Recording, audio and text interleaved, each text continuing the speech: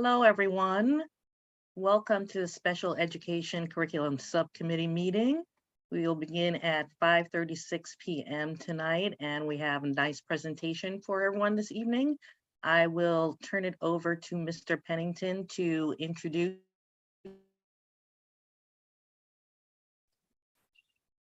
Good evening, everyone. We are really excited to start our first specialized learning subcommittee. And we have Bridget Adams, who's the Executive Director of Specialized Learning, who recently joined our team. And this evening, she's going to talk a little bit about the roundtable discussions that she held with families and some of her key takeaways. And she'll also be talking about our transition to CT SEDS. So, Mrs. Adams, welcome. Thank you so much. Good evening, everyone. Welcome, members of the subcommittee and all of our viewers from afar. Thank you so much for joining or watching this recording. I am so excited to be part of the conversation and talk through with you some of my experiences in recent roundtable discussions with families and members of our community, as well as the opportunity to share some of the work that is occurring as it relates to our shift to CT SEDS, the Connecticut Special Education Data System, which is where the new IEP lives. So in just a moment, I am going to share my screen with you and share a presentation that will help guide our discussion this evening.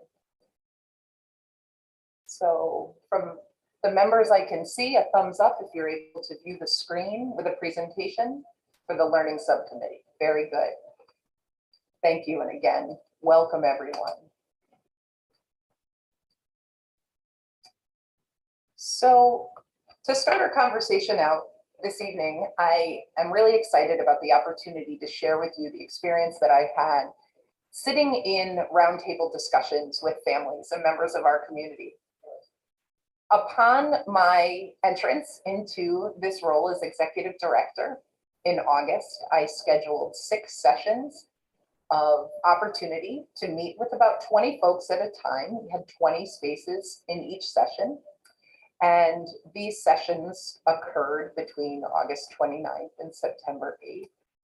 We did our best to create space for folks to come together at various times throughout the day in order to welcome families who may have commitments at other times.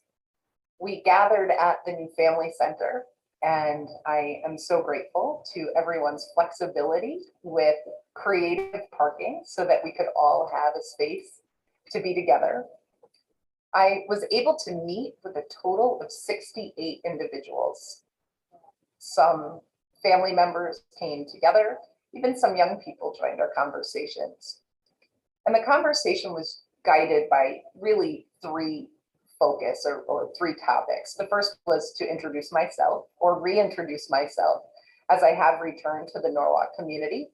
And I had the opportunity to reconnect with folks with whom I'd made relationship in the past, and then to meet new families. I invited all participants to share celebrations of Norwalk Public Schools. I wanted to hear places and spaces where they see success and hope that we'll continue that great work or even build upon it. I then asked for members of the roundtables to share areas for which they would ask me to focus in my first days and months in the position, and then certainly long term. And it was really interesting to learn so much about the community.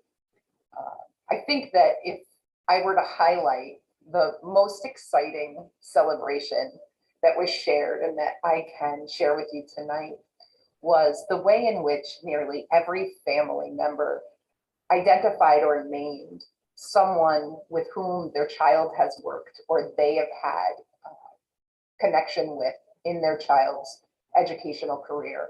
We often say that it's critically important that every young person have a person, at least one person at school to whom they feel connection or safe with. And so it was really nice to hear families sharing the names of individuals who really impacted their young people in positive ways.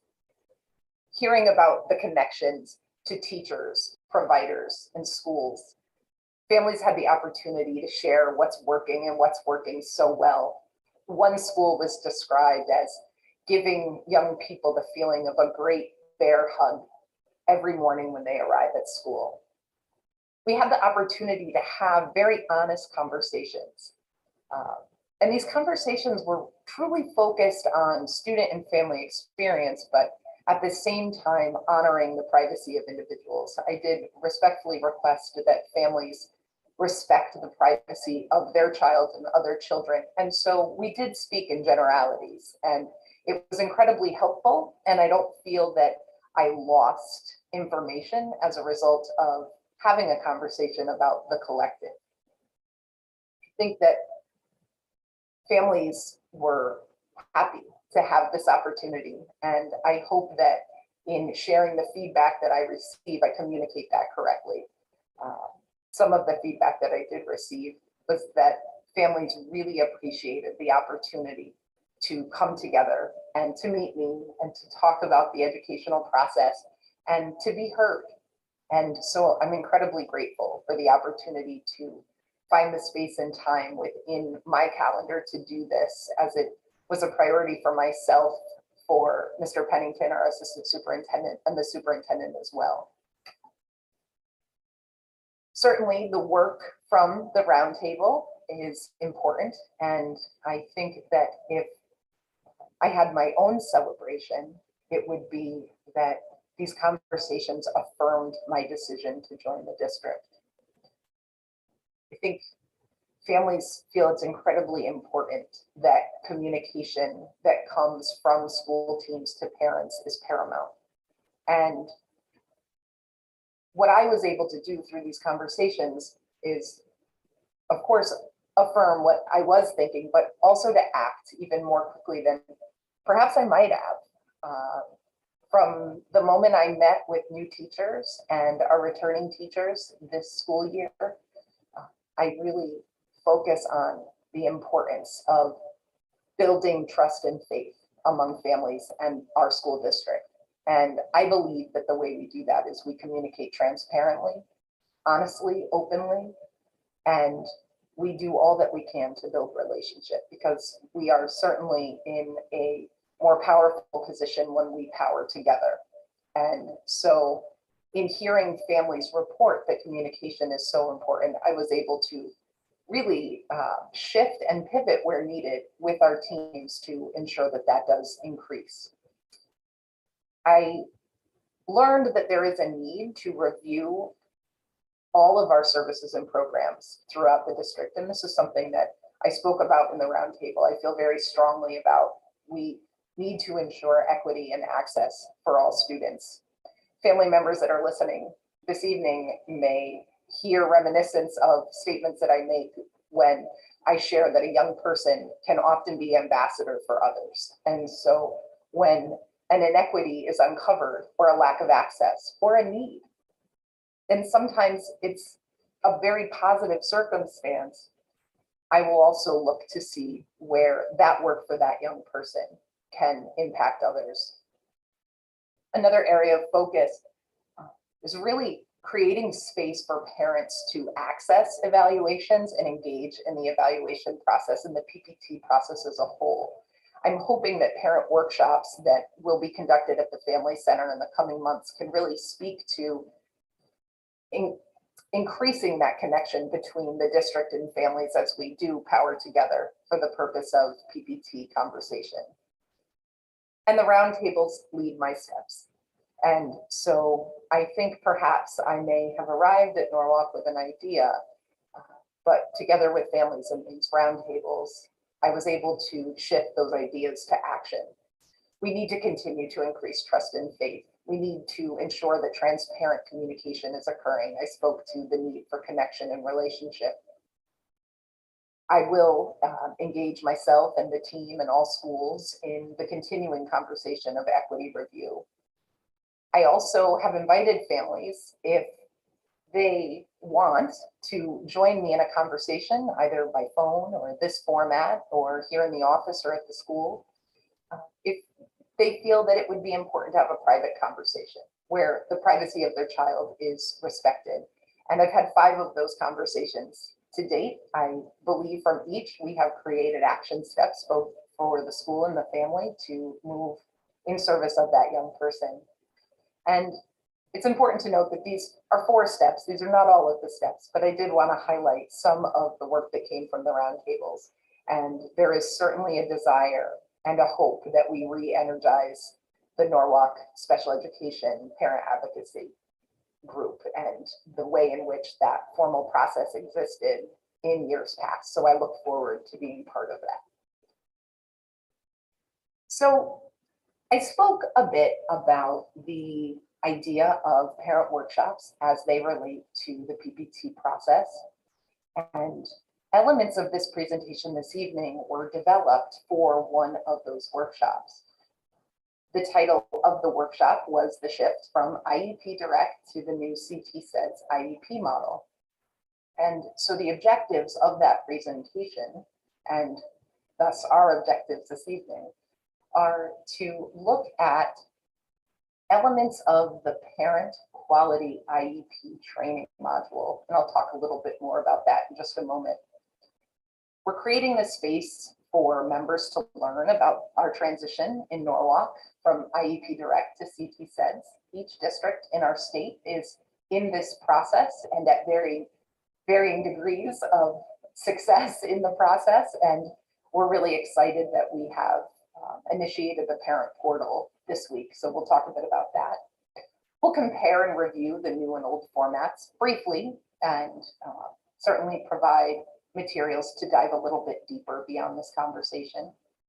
I'll share with you a rough timeline for our implementation, but that isn't certainly to insinuate in any way that it isn't implemented, because we are in the timeline at this moment because we have implemented. And then we'll take some time for questions and discussion. In the spring of last year, every school district in Connecticut created this space for all teachers to participate in what was called quality IEP training.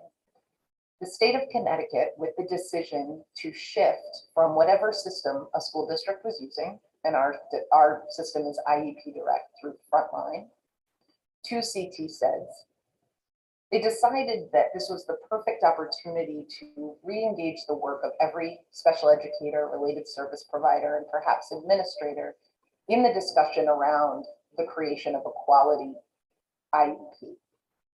And so to introduce the new format to staff, each sat through 16 hours of professional development, which for some was a review. And just like we do with our students, we differentiate, personalize, and individualize wherever we need to.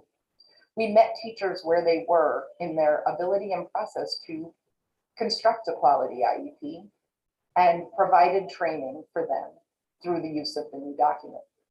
This slide, defining special education, is one of the slide deck in the quality IEP training for parents. And the link for that is embedded within this presentation. It's about an hour long, and it's a nice overview of special ed law, FAPE, and the development of an IEP and the importance of parent participation in that process. This is another example of part of that presentation. You can see at the bottom, we're 12% complete. We're not quite, we're looking at screenshots. But this is the module that is available online and for free to all families to engage in a similar process of quality IEP training. I would say the most significant difference is that this is an hour where staff went through a 16-hour module with synchronous and asynchronous materials. So together with the state of Connecticut, Norwalk is working to prepare for the launch of this new system. I say this in the tense that I do because we won't be fully operational in CT SEDS until next school year. I'll talk today about where we are and where we're going. And as I mentioned, we often talk in acronyms in education, and I will frequently share with families that if that does occur, especially in a PPT, to request what the acronym stands for and ask that folks speak in full words. So we are talking about the special education data system. So the question has come up in every place and every space: educators, parents, state policy makers across our whole state. Why? Why change? And if you have viewed an IEP of, say, the past 12 years or more, you might agree that it is quite complex to read and deconstruct. And so, in addition to how complex it might be in Norwalk, if a family were to move to a town in Connecticut that doesn't utilize IEP Direct or Frontline, the IEP will look completely different. What this system will do is create consistency across the state, and we hope, the expectation is that it will increase our collaboration as we share students or talk about best practice or work to improve the quality of programming throughout the state. The expectation is that CT SEDS will also improve access for everyone. It's a streamlined organizational system. As we find ourselves getting more proficient with it, it certainly is easier to navigate on the back end for our educators. And with the introduction of a parent portal, a family member can log on with their unique login and password and view all documents and associated work that is related to the IEP available to them through the portal. Additionally, it increases access in that the system will automatically translate into 10 languages. The expectation is that the number of languages continues to increase. And of course, in the places where a family is, the language that they speak is not one of the 10, we still will ensure that it is translated. And the third element of the change is improvement. As I spoke about that quality training, we've created the space and the opportunity to really increase the quality of the IEP process. And we look forward to doing this together. So what's new? I've really highlighted some of this, so I won't belabor this slide too long. We have the parent portal. This is something that's never existed before. Families will have access to IEP and documents electronically. We hope to improve communication and certainly the languages I spoke about. What's important to know is that while the IEP will look completely different, all key information is still in the document. This is a template. What you're looking at is the cover page. And what I'd like to do, if my technology allows, is I'm going to click on this link and hope that it brings us to the full template. Wonderful, I got a thumbs up. So the first thing you might notice is on the left, each of the tabs. This document is quite lengthy, a bit more lengthy, a bit lengthier than the one that we're used to. What I like about it is I can see it better. I don't have wonderful vision, and the printed IEP of old was quite difficult to read without a magnifying glass. Certainly Zoom helps quite a bit. The layout of this document is a bit more user-friendly. I'm going to take us through a crosswalk comparison of both documents in just a moment, but I did want to just slowly scroll through this document so that you can see, if you are familiar with the old or the former form, the differences. What you might notice is missing is the summary. In the old form and the process, the summary was optional. And many of us wrote those summaries for the purposes of wanting to ensure that the meeting was memorialized accurately. And while the summary is gone, so to speak, you'll find that this document is much heavier in narrative in more areas than just one. This beginning area is for academic, pre-academic, and cognitive achievement input by parent and student. It used to be a parent concern section, and now you'll see that there is space where parent concerns are noted throughout. Another element of importance is that this page we're looking at is one goal area, perhaps reading, and the present levels of performance occur right under the goal area. So we have strengths, concerns, and our impact statement. You used to see this on a grid with very small writing. And our goals then occur together and are aligned with Connecticut core standards. So each goal in reading, writing, and math will be aligned to the Connecticut standards for our instruction and curriculum. And those are now evident in every IEP. So I'm just going to quickly scroll through and hope that I don't induce any dizziness. Functional performance, another area of parent and student input.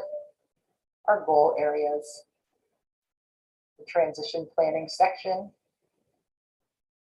I very much appreciate the difference between the bold type and the lighter type, and what appears to me to look more like a Word document or a text document rather than the IEP of the past.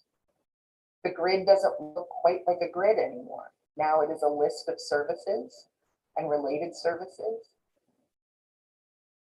All accommodations, we used to call this page 8. We have supports required for personnel in a list, separate pages for ESY, transportation, removal from general education environment. This used to look like the tiny print at the bottom of an advertisement that you had to squint your eyes and read really closely, and we referred to it as time with non-disabled peers, and it was quite difficult to understand the calculations. So it's certainly the hope that as we create these documents, that we are providing a clearer document, not only for families, but for young people as they progress through their years. And as we shift, and here we are at transfer of rights, to what's next for our young people, we hope that we'll be creating a document that will support them in all of their next steps. So again, in the interest of time and to certainly not belabor points that we've already discussed, each of these resources is available online. And I'll just take us through a few of the slides to give you an example of what was on our current IEP and what is now in the new IEP. This is the demographic page. And to my point about it being squishy and little, it was quite difficult to read. Our attendance and recommendations, prior written notice. We see that there was a summary that was written here and it is no longer applicable. That summary lives now within that document. The current IEP has a grid for prior written notice. This is no longer part of a grid on a document. These are separate documents that families have access to within that portal and that we'll make available. We've always mailed or emailed IEPs, invitations, and prior written notice, and that practice will continue. We won't ask families to be dependent on the portal, but we do want everyone to have access in every way that they choose. Again, these links are available and I'm happy to drop them into the chat just as soon as I stop talking. Just wanted to give you a sense of the differences between the two documents. And this is a sample of an IEP. And unfortunately, my link is, certainly isn't successful. But you can see that the demographic information is filled in here as well as the attendance. And this just gives you a sense of when this document prints to come home, it will look as clear as it did when we were looking at the template. Let's get into practicality for just a moment. As we make this transition to CT SEDS, There are places where we will still be working with documentation and IEP process in our old system, IEP Direct. And CT SEDS is also live, and there are places where we're working in CT SEDS. So you may often hear us say we're living in two worlds right now. We're doing that for multiple reasons. CT SEDS is most efficient when the process begins with an annual review or a reevaluation.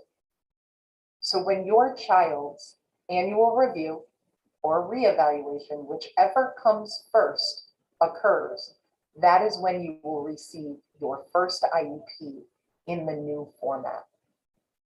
In the meantime, any PPT that requires a review of the IEP and a revision or not, it will look like the former model, the model that we've been utilizing for some time. So if a PPT occurs at the parent's request or the school's request, if a program review or 30-day review is due, if we find ourselves needing to conduct a manifestation determination or complete transition planning, all of those types of PPTs will occur and be written in IEP Direct. Once the annual happens or the reeval, whichever comes first, everything forevermore for that young person will occur in CT SEDS. I know that's a bit confusing, but really that's the important work of the educators and the team. And we've been working so closely with them to ensure that this process is accessible for them so that their focus can be on instructing the young people, developing relationship, and connecting with families. This gives you a bit of the outline of the work. This all began practically, I think it was an idea in Connecticut for about 5 years that paused for several reasons. And this past summer, some of our 2 summers ago, some of our personnel were trained as expert trainers in this process and in the professional development in terms of the quality IEP writing training. And so from that training, they turnkeyed the work to all teachers and related service providers in that quality training we spoke about.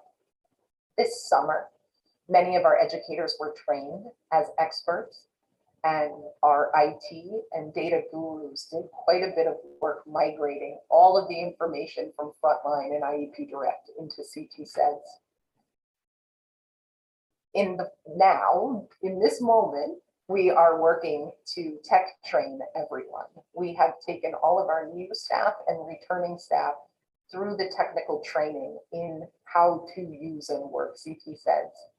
All of our new staff will go through that 16-hour quality training, and we're set to launch the parent access and the parent portal. I was able to send my first notice to a family member through CT SEDS yesterday. Unfortunately, when the parent received the notification, you receive an email that says you have been given access to the portal to view your child's records. How would you like to see them? Through email or text or many other ways. And the parent, we hit a glitch to no fault of the family. It was actually data entry on our part that we were able to correct. And I look forward to working with that family and many other families as we access and go through this portal together. And of course, our ongoing training includes fall training for staff and parents and refining our practice and working together in the pursuit of quality IEPs on this new document. And so with that, I'm going to give my voice a rest.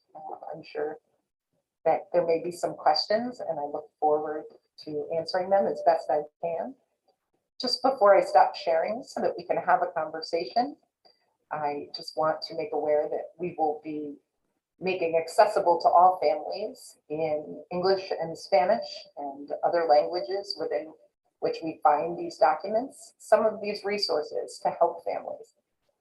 Again, we will be conducting workshops where we go through the process together. And I look forward to those opportunities to continue the conversations that began in our roundtables and continue tonight. And I look forward to moving forward. Bring us back to Zoom.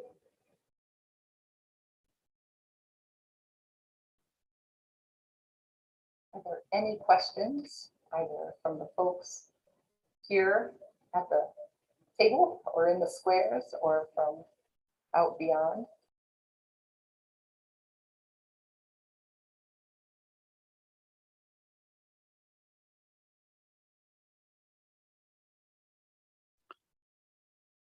I think that's it, Bridget. I don't know if there are any questions about CT SEDS or about your findings from your roundtables.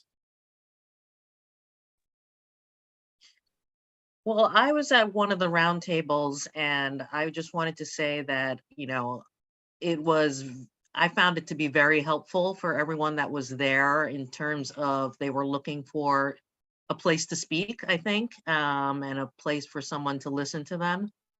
And I think that Miss Adams brought up, you know, showed them where she came from and spoke a lot about, you know, just the future. And we spoke a lot about, you know, or a little bit about this IEP going to CT SEDS as well.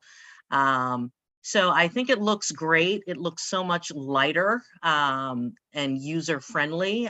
So hopefully that is what comes through. And I hope everyone has a nice smooth transition with it as much as possible. Thank you so much for that. Ms. Adams, just want to say I came in late, but I caught the end of it. And I just am impressed with your good attitude whenever big changes occur, especially with techie stuff.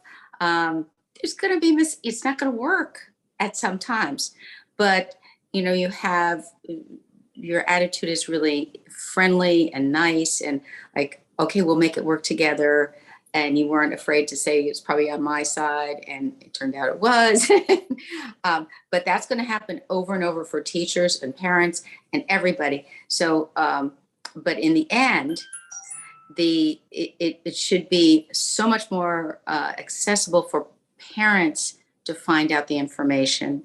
And of course, you know, everyone else putting it in to be able to take a look at it instead of, over the years, IEP stuff has been so secretive.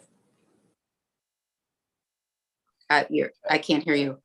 Sorry, I had to unmute myself. Thank you so much for that. And I couldn't agree more. I mentioned that we need to power together, never over. And I think that the system put us in a position where it seemed as though the educators held all the secrets, when in reality, parent is the expert at the table. You know, our families bring us their best, and if we don't learn from the families, how can we? I totally support that.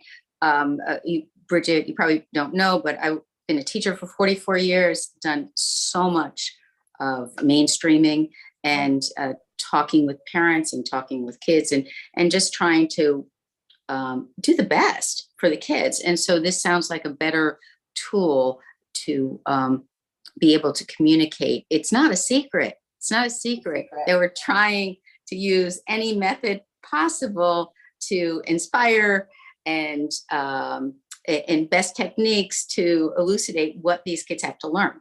And so I'm really very happy with what I've seen. Thank you. And you're absolutely right. You know, in COVID, we said so many times to the point where no one wants to hear about the unbuilt airplane, but we said that we were building the plane as we flew it. And what I've shared with the specialized learning administrators, with our teachers, and with our families, we need to be patient with ourselves. We're all learning together. There is no expert user. There was training that was called that, but I don't think any of us came out feeling as though we had the confidence to teach. And so we're going to learn it together, and that's okay. We're going to figure out where each of us is, and then we're going to meet each other where we are. And if that means we differentiate how we provide professional development, that's exactly what we'll do. Yes. We have at the building levels already, some administrators are working one-on-one with teachers. Some are in small groups. Teachers are teaching each other. Folks are calling their colleagues in other towns. We're all commiserating and celebrating. We had a big glitch this week where we kept getting this red error message. And when it resolved, they fixed it. There was celebration across all social media because we are doing this together, and we can't possibly roll out Parent Portal effectively without the feedback of families. I would have never known that I had inputted that information wrong if I hadn't had the family willing to communicate with me as they were receiving the information, and we Exactly. all together. And if we can replicate this at the table when we're making decisions about our young people's program and services, how great we'll be. I think the more we learn together, the stronger we move together. So right. So nobody's at fault here.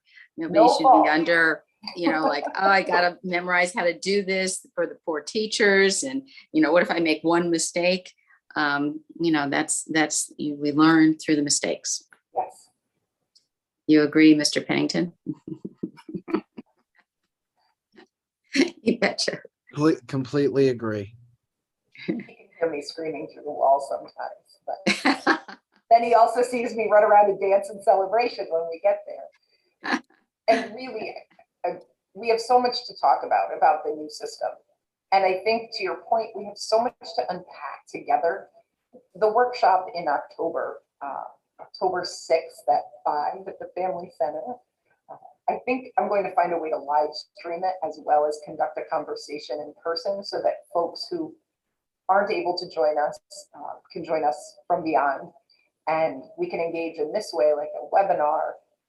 The intent of that workshop is to deconstruct evaluations and help prepare families to come to either what we call PPT2, where eligibility is determined upon reviewing evaluations, or the reevaluation that occurs in a young person's life every 3 years if they have an IEP.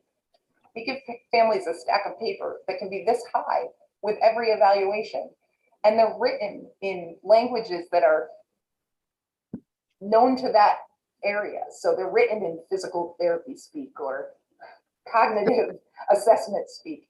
And we need to together deconstruct what's in there so that families can come to the meeting prepared. Something about Norwalk that I just appreciate so much is that we do provide those documents as a Norwalk rule to families in advance of the meeting. And I ask families to tell me when they don't receive them. In other towns, you only get them if you ask for them. Mm-hmm. We do a bit better here, but now it's time to do better at deconstructing it and talking about how to read it, how to analyze it, and how to come to the table, not feeling like there's this table full of folks who know what the acronyms mean, but I know what my kid needs. And we need to find ways to dovetail the two of those pieces. So I hope that those workshops will start that conversation. I don't think we're going to fix it in an hour, but we're going to get it started. Good attitude. Thank you. Thank you for doing more workshops. People will definitely be looking forward to that. Thank you.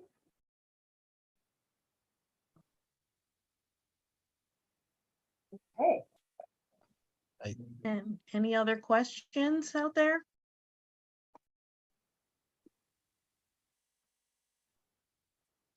Nope. I think that is time for dinner for this evening. All right. Well, thank you very much. Thank you, Bridget. That was great. Great presentation. Thank you all for coming. Guess we will adjourn this meeting 6:15 p.m. and I will see some of you at the next meeting. See you in less than half an hour. See you in a few. Bye, everyone.